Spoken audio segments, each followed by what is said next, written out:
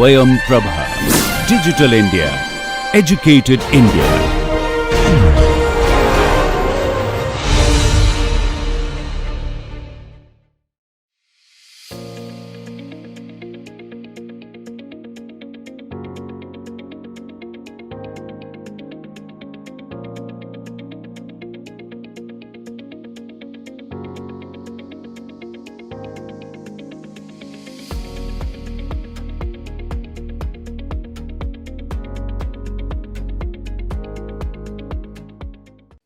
So, in my previous lecture, I have discussed about the Newmark sliding block analysis for seismic slope stability chapter, and now I will discuss about the seismic design of retaining wall. Okay. So, first I will discuss about the same pseudostatic approach, then I will discuss about the pseudodynamic approach, and then I will discuss about the other aspects of this seismic design of retaining wall size. If the water table is there in the granular field, then what will happen? So, now if I give you the different retaining wall, so I will not discuss about these things, because my main aim is to give you that how we can incorporate the seismic force and then do the analysis for retaining wall. So, but still I am giving the different types of retaining wall. So, gravity retaining wall, the semi-gravity retaining wall, and cantilever retaining wall.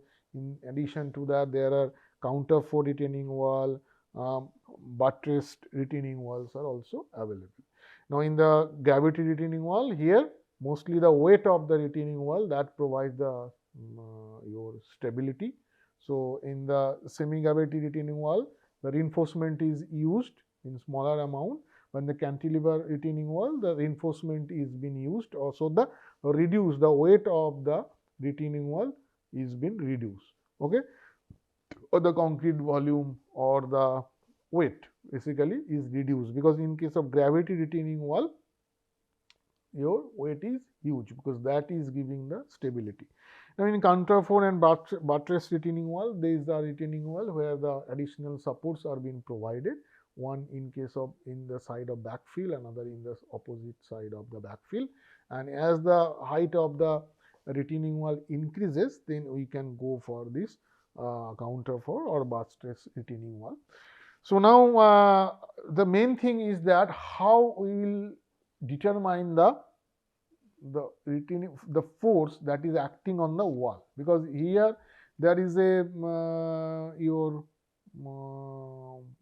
backfill, and there are different types of earth pressure. So, this is a very common thing if you have done the course of soil mechanics or the foundation engineering.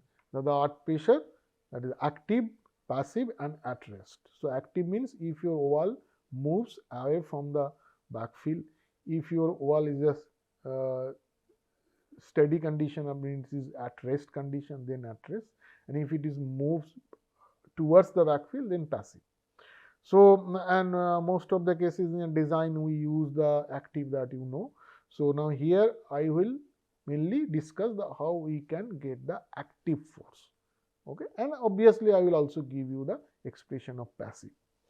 So, now first we will discuss about the Coulomb's earth pressure theory. So, there is the two earth pressure theory that we generally use to determine the lateral stress or the force that is acting on the wall. One is the Rankins earth pressure theory, and is the Coulomb's earth pressure theory. So, here why I will discussing only the Coulomb's earth pressure theory, because first I will discuss about the Coulomb's earth pressure theory, that is for static, then from there it will be extended for seismic condition by using the pseudostatic approach.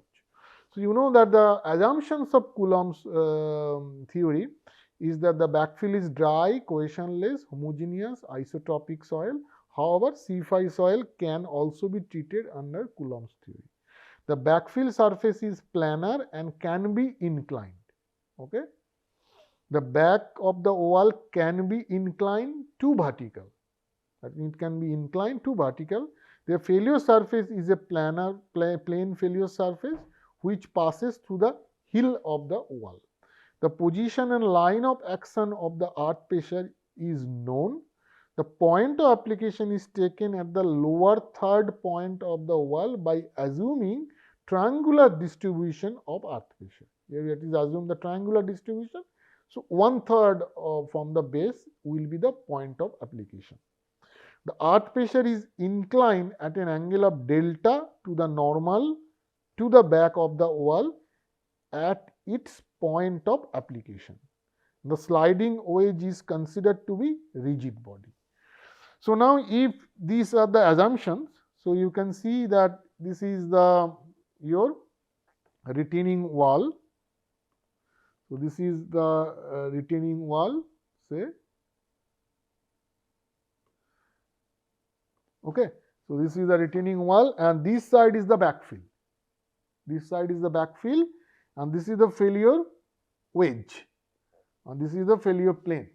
So, it is what is mentioned here. So, first let me discuss about that. The wheel is dry, cohesionless, homogeneous. So, this is dry, cohesionless, homogeneous. Okay. Now, the backfill surface is planar and can be inclined. So, here backfill surface is inclined. Okay, it is not horizontal. Now, here the back of the wall can be inclined to vertical. So, here back of the wall is inclined. Inclination is it is making an angle beta to the vertical or xi to the horizontal. It is making an angle beta. This wall is making an angle beta to the vertical. Okay, it is inclined because it can be inclined also. The failure surface is a plane surface. So, this is the failure surface which is a planar surface. Clear? Then the position and the line of action of the earth pressure is known. So, we know the line of action, the direction of the your force and the position. What is the position? Position is 1/3 from the base, 1/3 of the height of the wall. And the direction is the force is acting is inclined at an angle of delta to the normal to the back of the wall. So, that means let me write that position. So, that means here you know. So, this is the back of the wall. So, this is the PA which is the active pressure. So, which is acting if this is the line normal at an angle of delta normal to the wall. So, this is the normal to the wall, this line, and which is making an angle delta with the normal to the wall, normal to that wall. So, line which is normal to the wall. So, that PA will act on a delta at an angle delta with that line. Okay, clear? That means it is acting at a height of h/3. That is also known. Anything else? So, this block is rigid one. So, that means all these assumptions are being applied here. Now, let us determine your PA or aim is how to determine the PA. Clear? Now, here if I draw these forces. Now, first this is the W. W will act vertically, you know. This is the W. W is what? W is the weight of this failure wedge. Weight of this failure wedge, that we can determine because these, if I in terms of alpha, or I will show you how we can determine the wedge. Okay. So, first I can draw this line, then this direction of this reaction is also known. How it can known? This is also making an angle phi with the normal to the planar failure surface. I mean, this line is making an angle 90 degree with the failure surface and this R is making angle phi with that line. And similarly, PA direction is also known. Now, if I draw these forces, one is vertical and this angle, because these angles are also I can write in this form, because these angles also, this R will make an angle your alpha minus phi with W. W means the vertical, So that means your R will make an angle alpha minus phi. Similarly, P will make an angle your xi minus delta. Xi minus delta, P will also make an angle with xi minus delta, make an angle with vertical. This xi minus delta. So that you can easily prove. So I just want to mention one thing, that how I can calculate, I can determine the R is making angle alpha minus phi with W. So if I draw a line which is parallel to this base.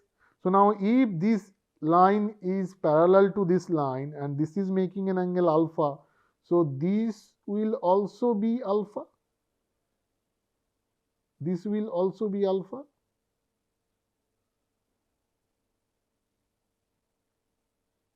Okay. This will also be alpha.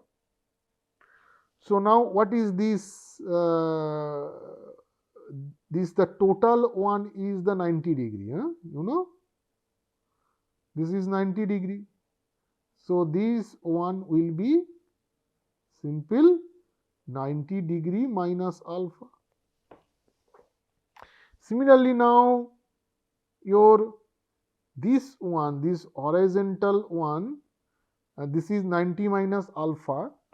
Now I want to calculate how the R is making with your W. Now if I draw, this is my vertical line, W means the vertical direction.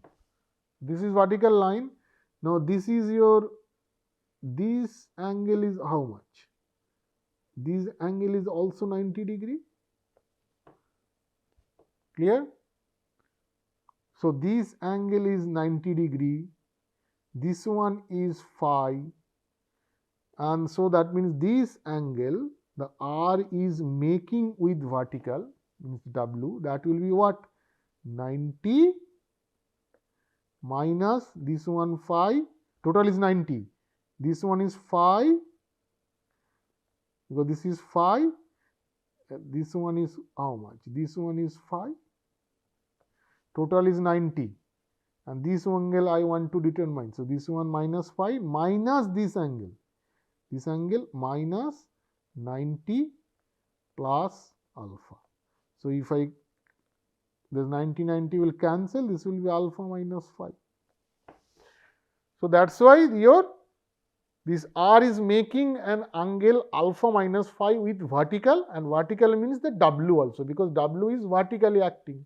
Similarly, you can the same way, the way I have determined this, how the alpha R is making an angle W, making an angle alpha minus phi with the W. Similar way, you can also calculate how the PA is also making an angle xi minus delta with W or vertical. The same way you draw these lines and follow the same technique, you will get the how the PA is making an angle xi minus delta with the vertical.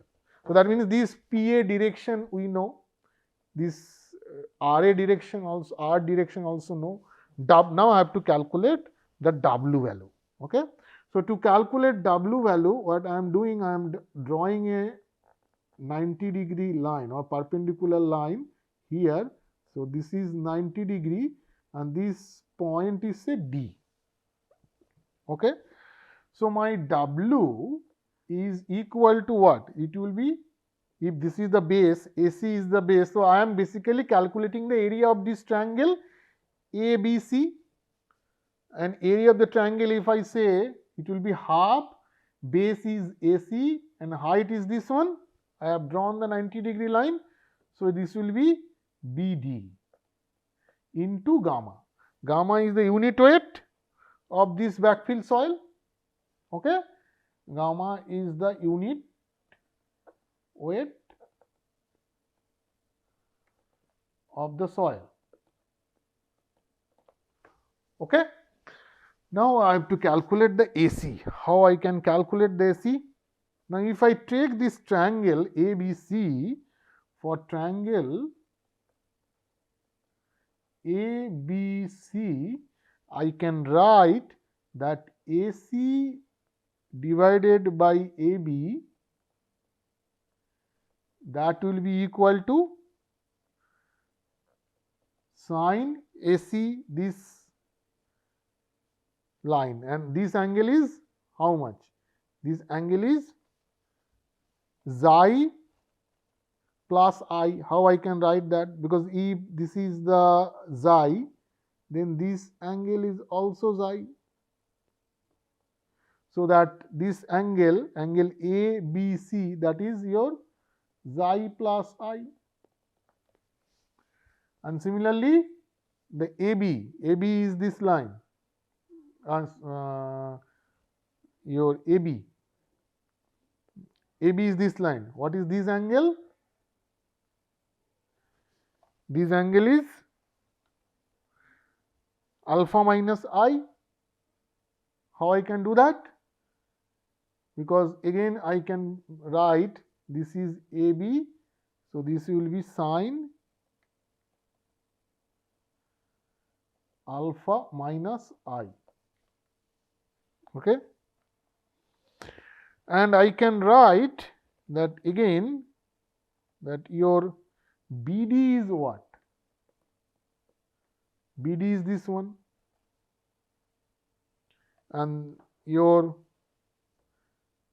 BD is, this is the BD, and if I represent it in terms of AB, so this BD by AB,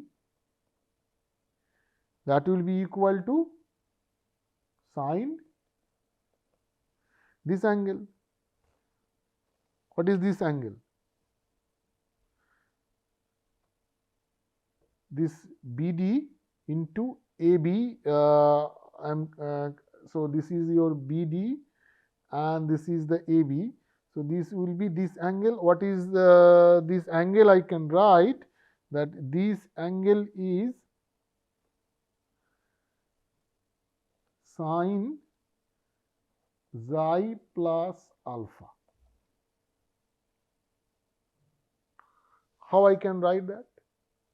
Because this is 180 degrees. So what is this value? This angle is how much? This angle is 180 degree minus xi plus alpha. Okay. So this angle is 180 degree.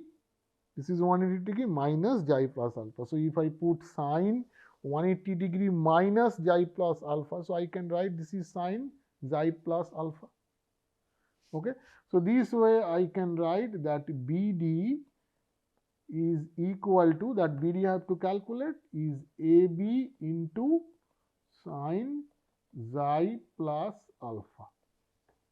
Clear? So that's BD part is over. Now this sine xi plus I, this is also xi plus I. Now how this angle is? AB. So opposite angle, this angle is alpha minus I. Okay.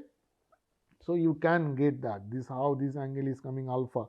So this is your so this angle is alpha actually. This whole angle is alpha. This whole angle is alpha. And here this angle is xi or I. This angle is I. So this angle will be alpha minus I. So this is the alpha minus I. So now I can get that AC will be equal to AB into sine xi plus I divided by sine alpha minus I. So now if I write that W, that is equal to half into AB into sine xi plus I divided by sine alpha minus I into, that is a BD. BD is AB into sine xi plus alpha into unit weight. So that is W. So now here AB also I have to find. So how I can find the AB? AB is equal to, so this is my H. This is the AB. So in terms of xi, how I can write that? So this is your, if this is your AB and this is AB is this value. So I can write that H by AB, that will be equal to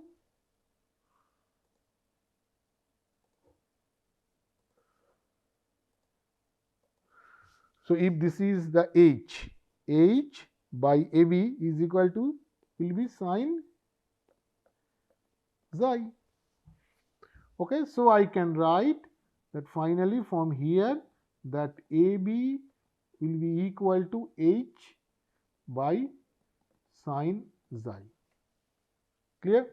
Now I will put this AB value here and finally I will get that W is equal to gamma AB means H by sin xi.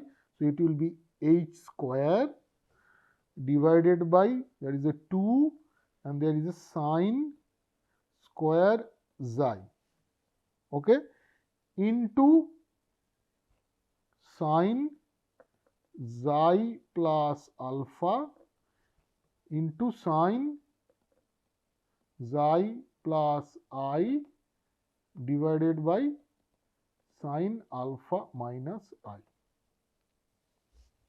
Okay.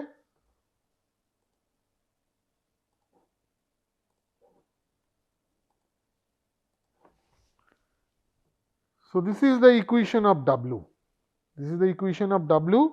Now if I come to this forces, now from here I can write that my PA divided by sine, this angle was alpha minus phi, that will be equal to, this is W, W divided by this angle. What is this angle? Sine, this angle will be, this angle, that will be 180 degree minus xi minus delta minus alpha,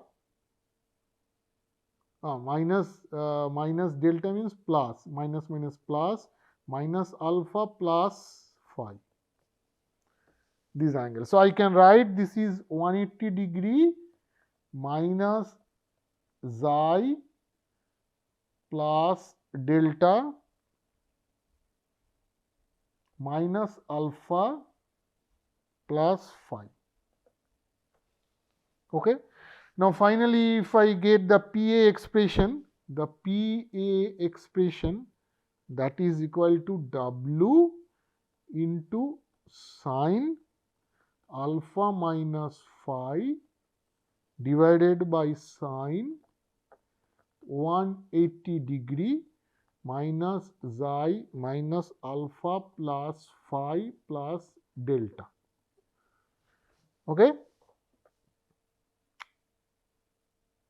minus phi minus alpha plus delta plus phi.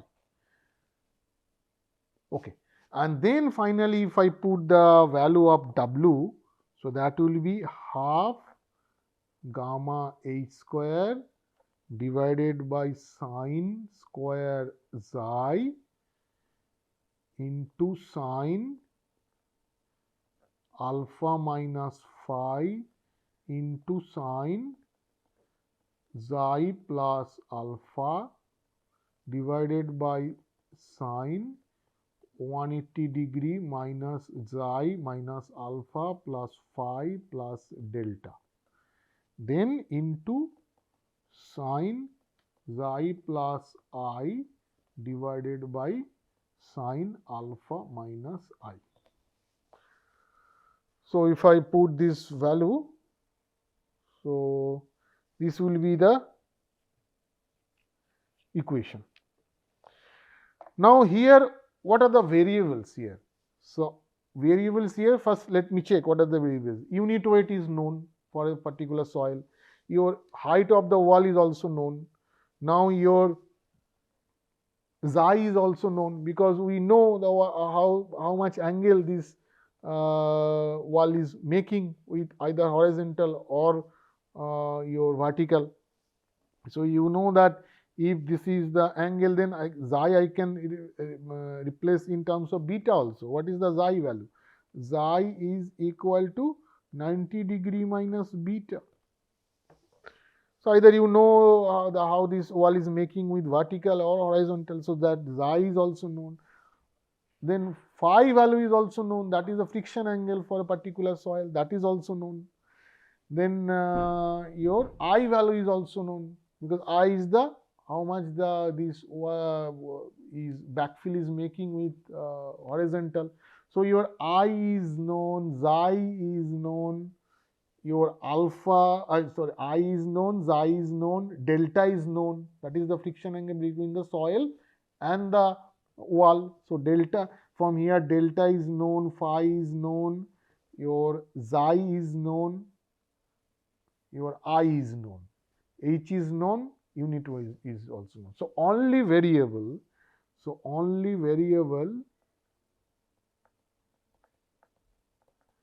is alpha.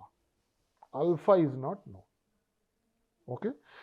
Now here, how I will get the alpha? To do that, I have to maximize the PA, because so that means we have to do the maximization, because if it is the active force, so that's why it will be maximization. If it is a passive force, that will be minimization, because here active force we have to maximize the active force, and in case of passive force we have to minimize that. So it will be a maximization. So to do that, for maximization of PA,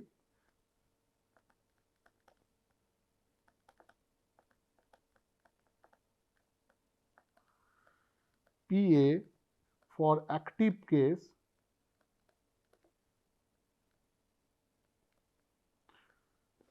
we have to do del PA divided by our only variable is alpha, and that will be equal to 0.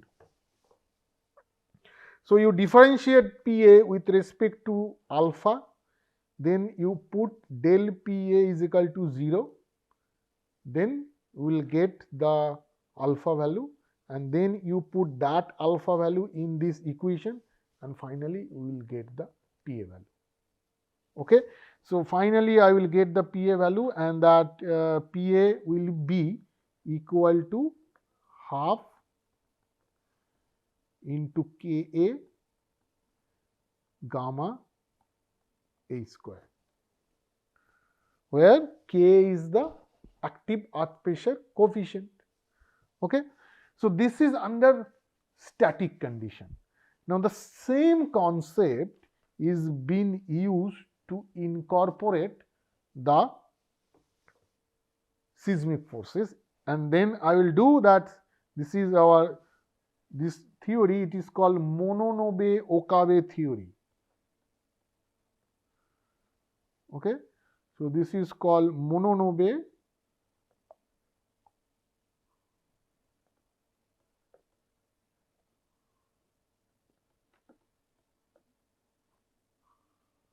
theory.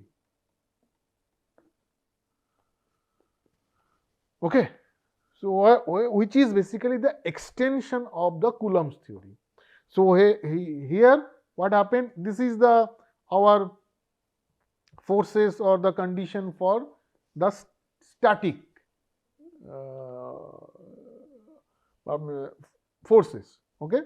So here in the Mononobe-Okabe theory, it is a pseudostatic analysis, as I mentioned. So here these two forces, like we did for the slope stability analysis, these two forces that will be introduced. Okay.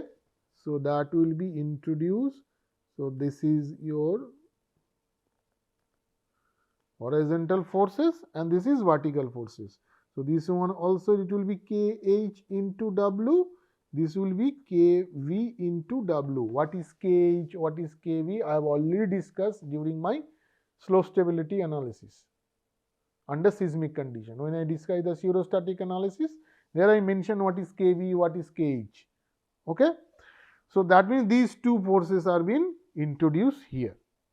and now this will be PAE. E means the earthquake. Clear? Now other forces will be same, only this force polygon that will also change. Okay. Now if I change that, then now your force will be suppose this is W, then there will be again R.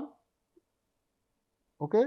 So this will be your R, and then there will be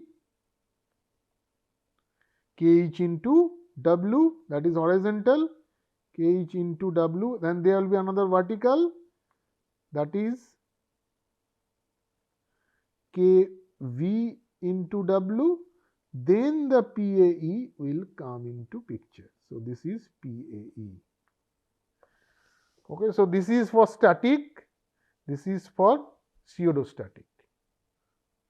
Okay, so in the next class I will give you the expression for this pseudostatic seismic force that will act on the retaining wall again, and I will also give you the expression for passive forces. Thank you.